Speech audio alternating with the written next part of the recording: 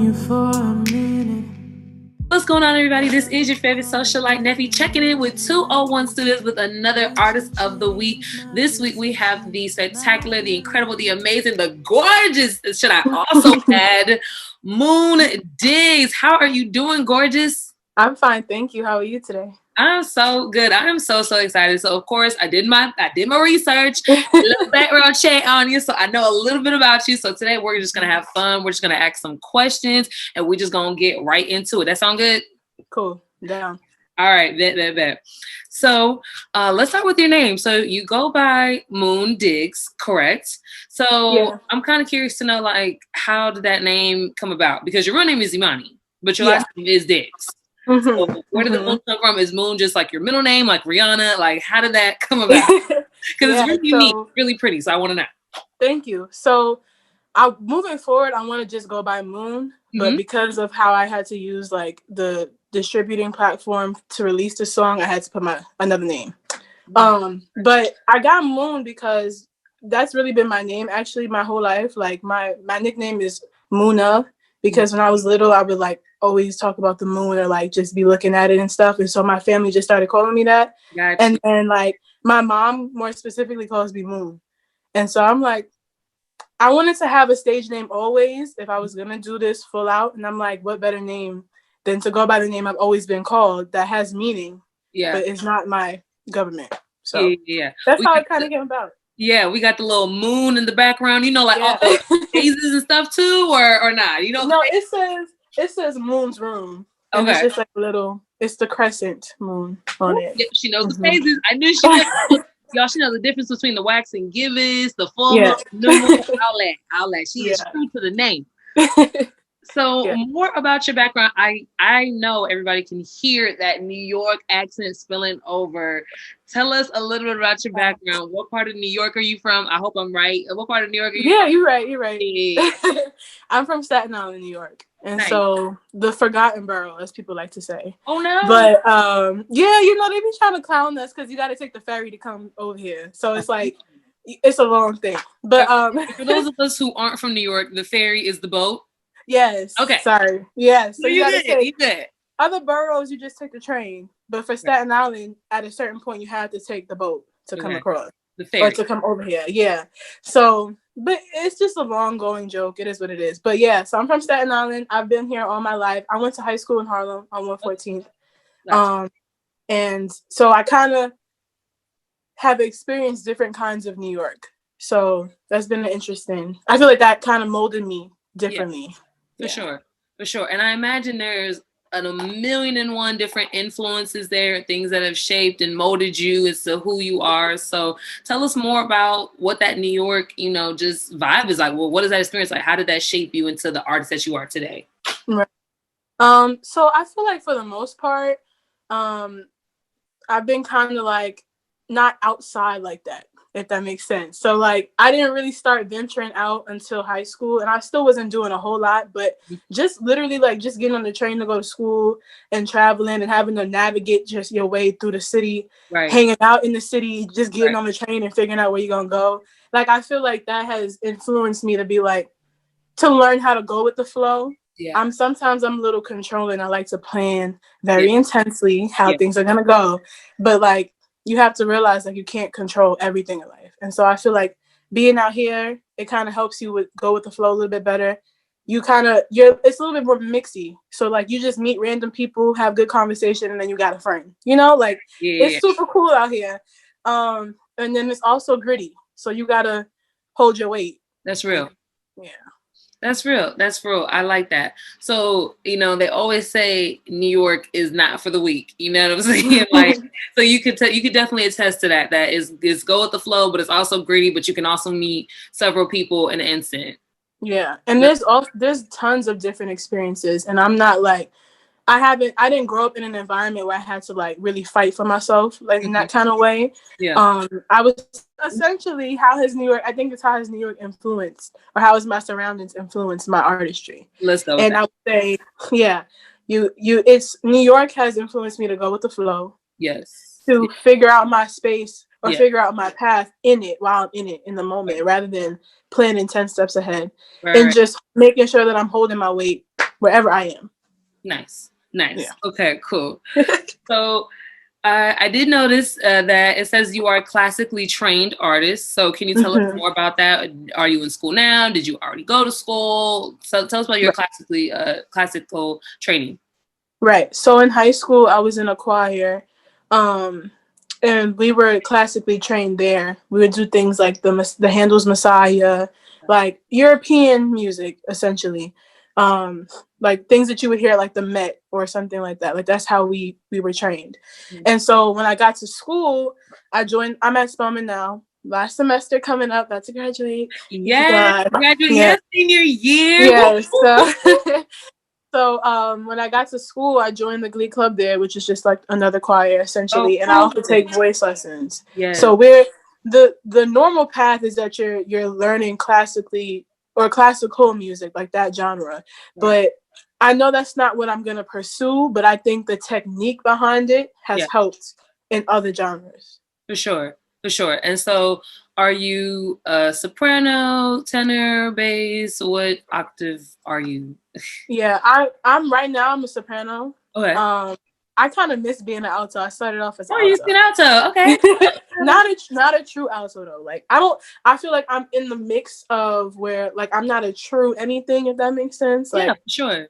Yeah, because I don't know how to explain that, but I just kind of float. You have range. Yeah. And we can go wherever the spirit takes us. Yes.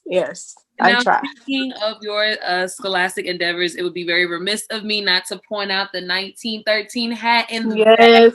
Are you a proud member of the Delta Sigma Theta Sorority Incorporated? I am HK mate. Yes, I crossed this last semester, and so that was amazing. Congratulations! I'm like on cloud 9. Yes. That's good. That's really, really cool. So that sisterhood and ability to do scholastic other endeavors and service, would you say that as well has maybe shaped your singing or any other artistry or any other things that you may do within your own art? Yeah, most definitely. I would say going to Spelman period is a sisterhood, but having a smaller, more intimate one in that space is, I don't know, it's just an amazing experience. Like I look over my experience at Spelman and I'm like, wow, this went so not different, but it just kind of went how it was supposed to. And I didn't expect it to. But I would say that those kinds of experiences really influence my pen, like how I write. And because like growing up, like we were very into like being in tune with yourself, in tune with your surroundings, and writing about things you experience and maybe things you want to experience. And so like being at Spelman and actually experiencing some things that I used to think about is like, it's like a transformative moment where I'm writing. I used to write about things I thought I wanted to do, and now I'm in it and I can write from experience rather than desire, if that makes sense. No, that's so cool. I really do like that. We're very happy for you. I'm proud of you. I'm glad that you're able to get all of that within that time of Spelman. Shout out to Spelman. Shout out to the whole AUC. We love y'all. Y'all are so dope. We love a good HBCU representing. Yes. Yeah. We love all of that. Okay. So now let's get into a little bit more about you specifically. So I know that you mentioned that you are big on learning different techniques and always shaping your craft and who you are and developing yourself as an artist. So tell me about some of those new techniques that you've learned over the course of a few years since you've been singing, or even just in college in particular. Just tell us something about the new techniques. Yeah. So essentials for singing are being connected to your core, like your stomach, and breath control. And that's something that I feel like the path to learning how to really get into your voice is obviously not linear. So sometimes I feel like I would be better at it than other times, but continuing to do like voice lessons and being in a space where I'm constantly singing is like allowed me to be like, okay, today I feel myself engaged a little bit better than I did the other day. And now I know what it feels like. Now I know what progress feels like. So now I have a new starting point. And so the technique, like, it's kind of like you learn it at one time. It's not like it's continual. Well, from my experience, I haven't had any new techniques per se, but it's constantly like perfecting it or learning how to apply it differently and feeling it in your body. Like singing is very physical. Yeah. It's a lot of work. and you have to, target different spaces and make sure you're open, and it's really complicated. It's complex. And so I'm learning how to not get jumbled up with all of the things I have to think about, because you don't want to take away from the feeling.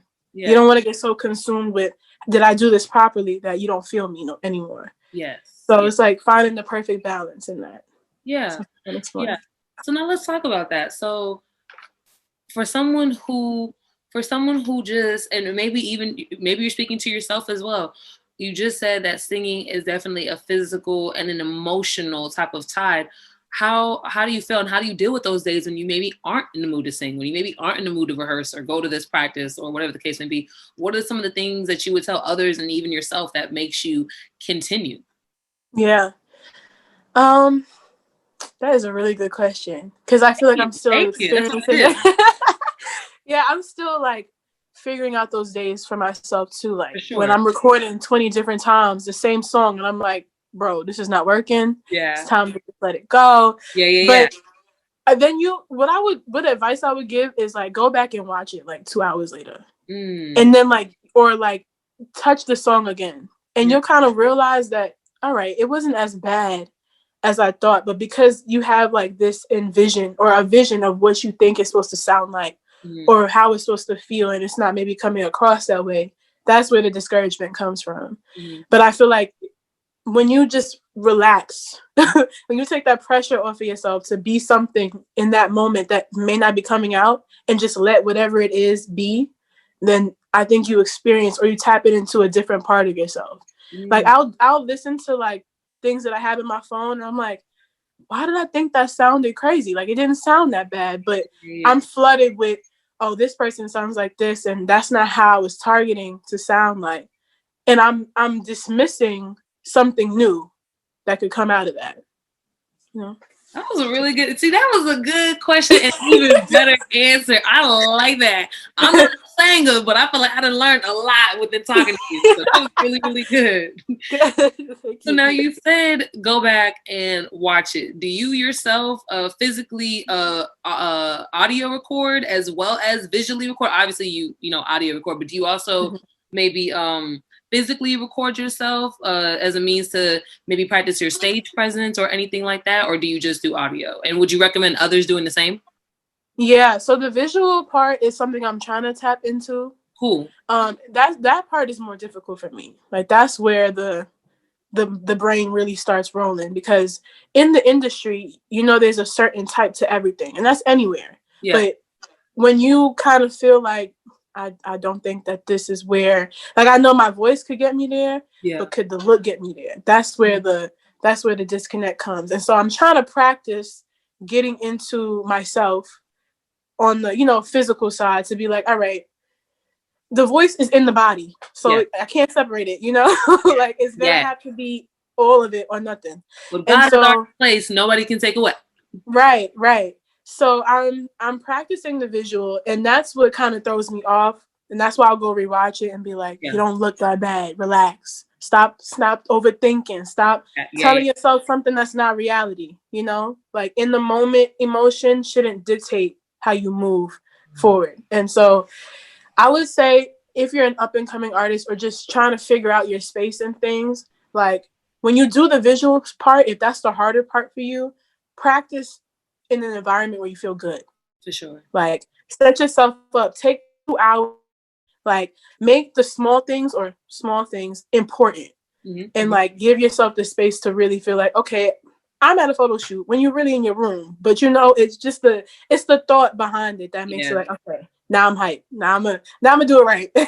Yeah. I like that. So kind of going back to that image and just talking again about, what shapes and molds you.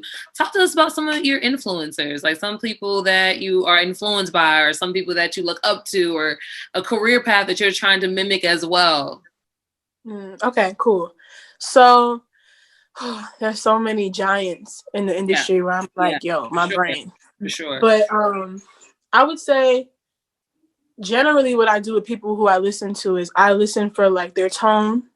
And I don't know if this makes sense, but I try to listen for their placement. Like, where did they sing that at? Can I try to mimic that? So when I think about mimicking like artists, I think about the vocal part of it more so than like how they got there, like how their career kind of took off. Yeah. But definitely Jasmine Sullivan has been in my life for basically my whole life. Nice. Like I think one of her first albums came out when I was like 10. And I've been practicing and listening to her for forever. Ever since. Yes. You know, the old heads, you gotta listen to them. Like Whitney, Gladys Knight, Legend. Patti LaBelle. Yes. My dad used to play them on road trips. And I'm like, okay, like this is what I'm internalizing, not necessarily paying attention to at like 5, but you know, when you're a singer, you kind of just sing along to whatever catches your attention. And so that kind of helped me in terms of having a strong voice. Because I feel like you can run and riff all day, but if the soul is not there, it's just kind of regular. And I think that the legends, the older generations, give you that soul, that push. Stage performance wise, all around, Beyonce is top tier. I don't care if nobody says. She could put on a show. I used to watch her which one is it? World Experience or something like that. Beyonce Experience. Yeah. It's on YouTube, but you can like rent it for $2. It's a concert. It's her concert series from when she had like Sasha Fierce out, and just you just have to watch it. Go watch that. Because she may have just given me something to do with the rest of my day. Y'all go watch the Beyonce Experience on YouTube for $2. Yes, it's so intentional. Like how she moves is very intentional, and I'm like, that's something that you can learn as an artist. Yeah. And I'm rambling, so we're going to stop right there. But, you know. Oh, you're right. We love it. And you know what that shows me when anybody just finds themselves rambling is that they're passionate. Yeah. In the element, they're doing what they love. They're having a good time with Social Neffy for 201 Studios. Yes. Just vibing. You know what I'm saying? Yeah. People be doing these interviews, getting on nervous. I'm like, Social Neffy got you? We're going to have a good time. We're going to laugh. We're going to joke. It's going to be cool. It's going to be real, real cool. So we thank you for the rambling. We love the rambling. People are watching. They're getting advice, and they're learning how to move forward within their own careers. And now you're telling us to go watch Beyonce. You're even giving us okay? We need something to do on a fine day like this. So you are perfectly fine. Cool. So now another thing that I also noticed that is unique to you is just like you said previously, just your ability to sort of mimic and blend sounds. I know you're big into R&B, gospel, jazz, alternative, and of course everybody loves the indie artists. What made you so adamant about that specific way of doing your music? That's a good question. Sometimes I never sit and think about why I do things. Sometimes I just do it. But I think I've always been infatuated with just like sound, like just hearing things and like being able to mimic that sound is like, okay, like it makes me excited. So when I hear something that's musically like challenging, or like I'm listening to a song, or I hear a new harmony that I didn't hear before, because sometimes you need different outlets, like how they mix it. You might need to put on headphones to hear a certain piece of a song or a certain harmony that's kind of hidden versus you playing it out on a speaker. But when I find those things, I'm like, oh my God, it's so pretty. It's so like centering, I guess is the word I could say. Like, I'm like, yo, I want to contribute to that. That's where you feel like your chakras align. Yes. Because music can be about the hype. Like you can want to be like, all right. And there's nothing wrong with it, like being a megastar. But when you hear those songs by people who it may not play on the radio all the time, or like you discover it randomly, but it fits you and it like helps you, that's the music that I'm trying to get into. Where it's like, it may not be playing everywhere, but if you hear it and it made you feel better, that's like my goal. Or it made you feel something, not even better, because you should sit in any and every emotion. They're there for a reason and they're valid. And you don't always have to push the negative away. Sometimes you got to sit in it and explore why it's there. Of course. And so if my music could do that for you, I'm cool. And that's part of, oh my gosh, that's just part of life. We always talk about how this certain song reminds us of our childhood. This certain song reminds us of that ex. So to be able to connect with people on that level, I would say is is really your whole career. If people can't connect to your music, what are you doing? Yeah. What are you doing? So you would think that kind of is what makes you unique in that sense, is to be able to mix and to blend and to mimic and to hear it and try to, make it your own. You would say that makes you unique. That there's your unique factor in your specific genre. Yeah. I would. That's good. So now what would you say to others who are trying to look for their unique sound and trying to figure out where they fit in the industry and, how could they differentiate themselves? I would say, and it may sound simple, but like follow your body. And what I mean by that is like, I feel like your body is connected to your mind, your spirit, and your soul. And so if you feel something in there, like just go with it. Don't compare it first. Don't overthink about it. Just like go.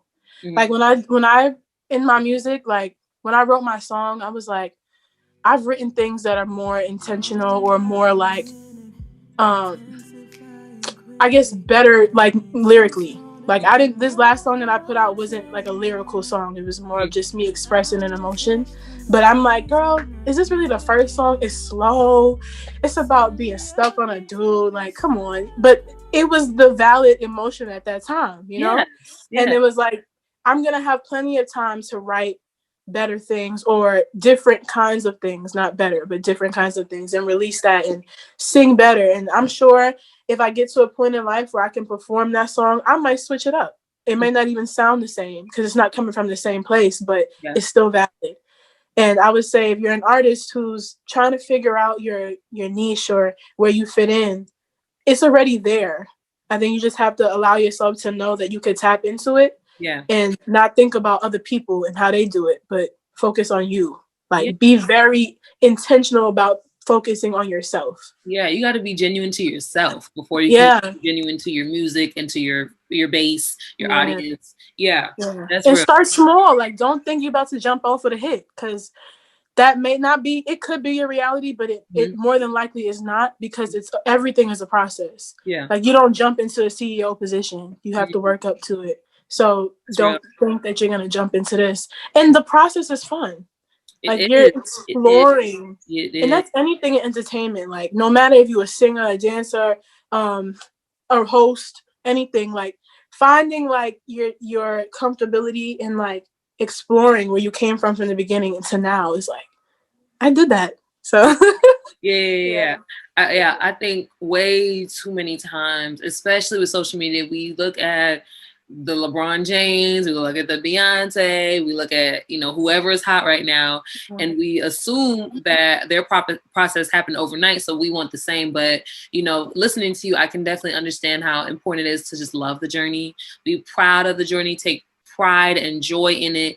And I think that's really, really good. And I think that's so deep. So I'm very happy that you said that. So now going back to just sort of your style and how you mimic and you mix, do you also take samples? Do you ever sample music, or do you ever want to, or do you use other people's ad-libs or anything of that sort? Some of the different techniques that some of the mega stars are using? I think if I was to sample like someone's beat, I would be down. I just haven't ever thought about it because I'm like, my first instinct is to be like, I can't afford that. so I don't even touch it. Right. But like what I'll do is I feel like if I use YouTube beats, it's not the same as sampling, but I'm still using somebody else's thing. Because it's not yours. Right. But I really love to freestyle. And lyrically, like that's difficult. But I practice it just to have that skill because I think that's important. Yeah. But musically, I freestyle. Like I don't really go into something with a plan most of the time. I just kind of do it. Yeah. Especially like ad-libs and stuff. I don't really plan that out. But I think that's the fun part. Like I think like doing something in the moment and not really thinking too much about it kind of lets you affirm yourself. Like I actually have talent in this, like I'm not just out here, like I can do this. And it's a challenge because if you're in a certain key, certain notes that you're used to singing may not work in it. So now you got to think like, all right, how am I going to jump from this note to that note? and landed. I want to make sure that y'all caught that gem in there, because I did not know that she dropped a little gem for y'all. There is an opportunity to use YouTube beats. Y'all ain't even got to be paying these overpriced, expensive producers or engineers. You can actually go on YouTube Beats and get a beat. I did not know that, so that is good to know. Yeah, YouTube Beats.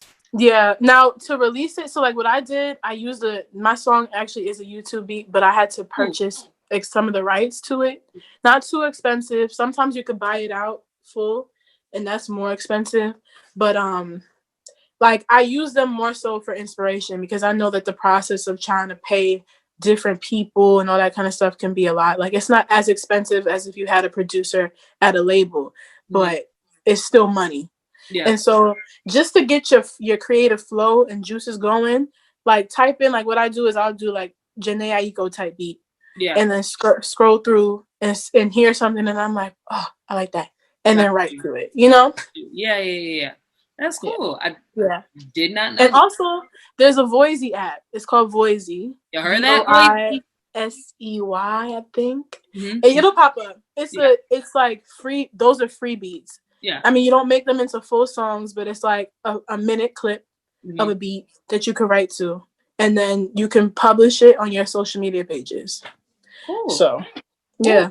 That's good. That's good. Hey, man. Hey, I didn't know any of this part, and I'm sure there are a lot of others who did not know that. So that is some good stuff to share. Thank you for that. Thank you so much. So tell us, is there anything else that you dibble and dabble in? Do you produce any beats? Do you dance? Do you know any instruments? Tell us some of your other hidden gems. You dropping gems. We want to know some of the hidden gems that consist of my girl Moon. Tell us. Yeah. So I think there's some things I haven't tapped into about myself that I definitely can get into. That's real. It's just a matter of beating the thought of, oh, you're not really supposed to do that. Like we're getting over that. It's the process we're in now. But I think I'm definitely interested in learning how to engineer. Mm-hmm. I think that's something like it's rare to find a female or a woman engineer, period. Mm-hmm. But like that's so dope to me. Like being able to have the thought in your head, because sometimes the beat is what stops the song. Like if I can't find a beat that goes with my flow, I'm irritated, because I'm like, I hear it in my head, but I can't produce it. And so that's what's kind of making me feel like I need to learn how to do this part of music so that nothing can stop me anymore. If I want to sing something, I don't have a beat, I could just go and make it myself, you know? But then I also respect the part of music where you have to interact with people. And so right now I'm kind of looking like, where can I find like a dope like engineer where it's just like, all right, we just out here making music, you know? And there's plenty of people all over, but finding that person who you could connect with, knows your sound, that's tough, because it's like, what is my sound? I'm still figuring that out. Yeah, for sure. For sure. Yeah. And I imagine that's a journey. It's a marathon, not a race. I imagine that is something that's definitely a trying time for certain. Yeah. You know, everybody will not be, you know, Megan Thee Stallion and Lil Ju, and they just were living in an apartment for months on end making beats. Everybody won't have that experience. But I hope y'all are watching, because she is looking for her Lil Ju. If y'all move Lil Ju and come up with the beats, please, please let her know. Let her know. Speaking of Megan Thee Stallion has always been very vocal in her ways of actually writing her songs prior. And so when a producer does come with her to with a beat, she actually kind of already knows what she was going to pair with it. She was just looking for the beat. Is that, I see you nodding your head. So is that kind of how that works? Is that your style as well? Or are you vice versa? Tell me about that. Yeah, I think that's definitely something that I do too. If I have tons of notes of songs, I might as well utilize them, you know, and be like, all right, I think this could flow nicely on that. But if I hear something that I feel is like real special, I'll try to write it in the moment. Yeah. To give it that newness. Right. But hell yeah, if you got songs on deck, you better use them, you know? That's good. That is good. Definitely. So how long have you been writing? Have you been writing since you were 10 when you first kind of got into Jasmine Sullivan, or were you writing prior to that, or did you just start writing? What did your writing process, you know, look like? Yeah. So I think I started for real writing. Well, I'll say this. It started off kind of like journaling. And I was like just younger and just in my bag, and I would just be writing. Oh my God. Your biopic writing. is gonna be hot. Just like writing like my emotions out. And then I was like, okay, like my family's very musical. So like we would kind of just be together, and my cousins are a lot older than me. So they would be writing songs. And I'm like, okay, that's just basically your emotion in like in the lyric, essentially. Yeah. So I kind of started paying attention to that. And then I would say I really started writing heavy at like 14, maybe. Got you. Yeah. And I used to think like, what could I talk about at 14? But when I go back and look at what I was writing, I'm like, I need to get back to that place. I don't know where I was, but it was real good. Like, it was real good. Yeah. So sometimes you got to go back to go forward. You know, you don't know where you're going unless you know where you've been. So exactly. Yes. So now speaking of writing, there's always a lot of drama in the music industry when it comes to co-writing. Are you opposed to co-writing? Would you recommend co-writing for others? Have you had any co-writing experiences that were good or bad, or are you just against it? You know, talk to us about that. Yeah, I'm definitely down for co-writing. Cool. How like it's so intricate. Like you could have somebody, you could write the full song, and somebody could come and change up like 3 or 4 words, and they get writer's credit. And I don't think that's a problem. I think if you're around the right people who have the good intentions, like sharing and making sure everybody eats is not a problem. But when you're around people who are just trying to get coin instead of actually pouring into the craft, like that's when the drama I feel comes about. But I've been used to co-writing because I grew up, like I said, with my cousins who are also singers. And so like we would help each other, like, all right, I can't finish this verse, come help me, you know, and then like we make songs together. So I'm like, I'm used to that. Yeah. Would you write for others? Would you ever be somebody else's ghostwriter or anything like that? Yeah, I think that's how I'm trying to start. I don't think like my pen is ridiculous where it's like Victoria Monet. I don't know if I'm there yet. But she don't do that. We ain't bring that into the 2021. To the 2021. We ain't doing that. You there. You gotta tap in. Remember you said you have to tap into some of those things. You gotta tap in. You're right, yeah. So I would definitely write for other people. Cool. I think that helping my cousins write, like figuring out my own kind of writing style, and being like when small things like listening to a new song and then looking at the lyrics as you listen to it helps. Because I'm like, oh, I did not know that that's what that meant, or that's what they were saying. And like I listen to people like SZA who write crazy. Like her writing is crazy. And I'm just sitting here like, how did you think about that? Yeah. What do you go through? What are your experiences? Like I want to sit by her and be like, what have you been through? Janae Aiko too. Because I'm like, it's just it's different.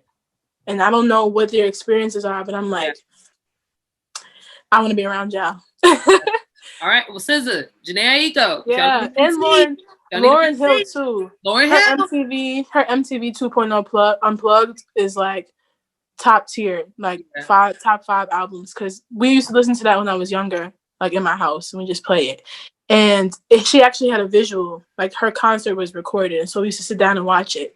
And her pen goes crazy. I'm just like, whew. That's cool. That's so cool. Yeah. So we've got a lot of different influences and things that make and shape you and who you are. And you did already somewhat talk about, you know, your more visual appearance.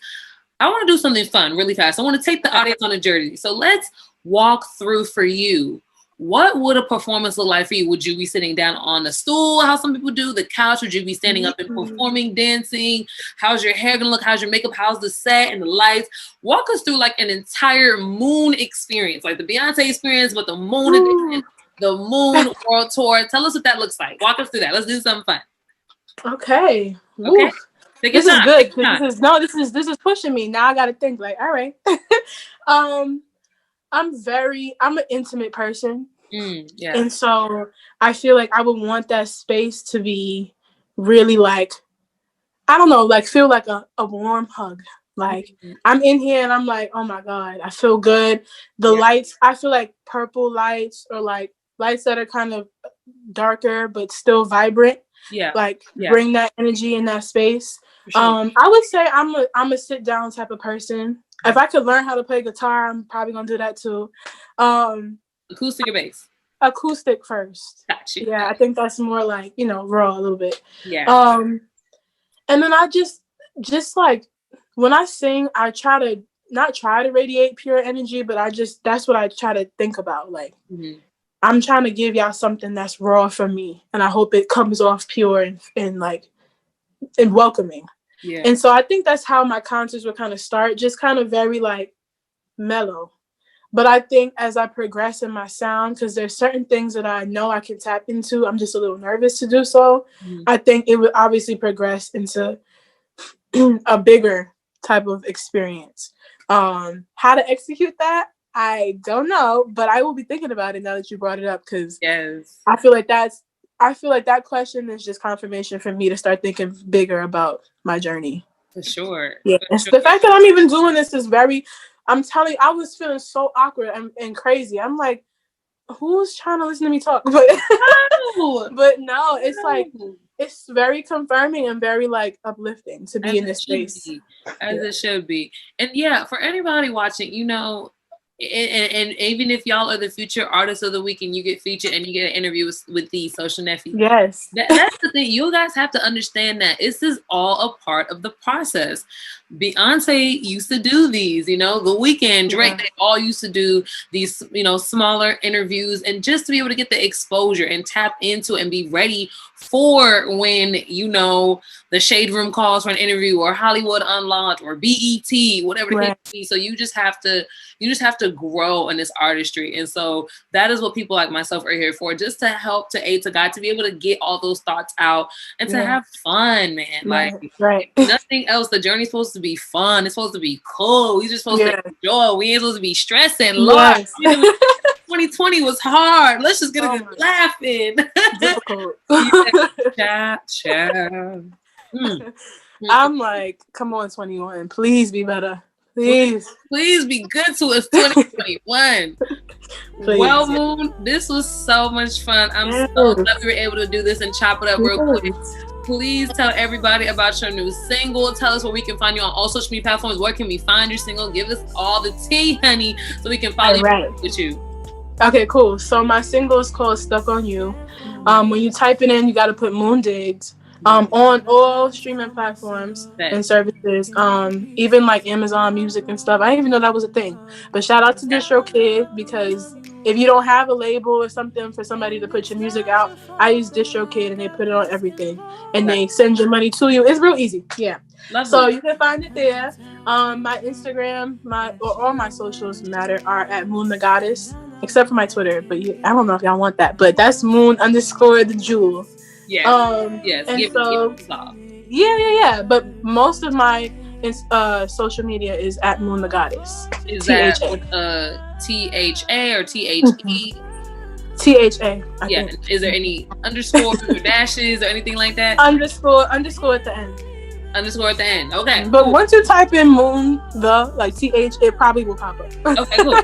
But just so you know, it is Moon the Goddess _. Well, I appreciate you again. This was great. I hope y'all got all the gems. This girl went crazy on the interview. She was feeling weird and awkward, but now she is feeling inspired and uplifted, and you can feel the same. So we appreciate y'all. We love y'all. Artistry is not dead. It ain't never gonna die, and that's on dead. I appreciate you, girl. You have a great one. Thank you. You too.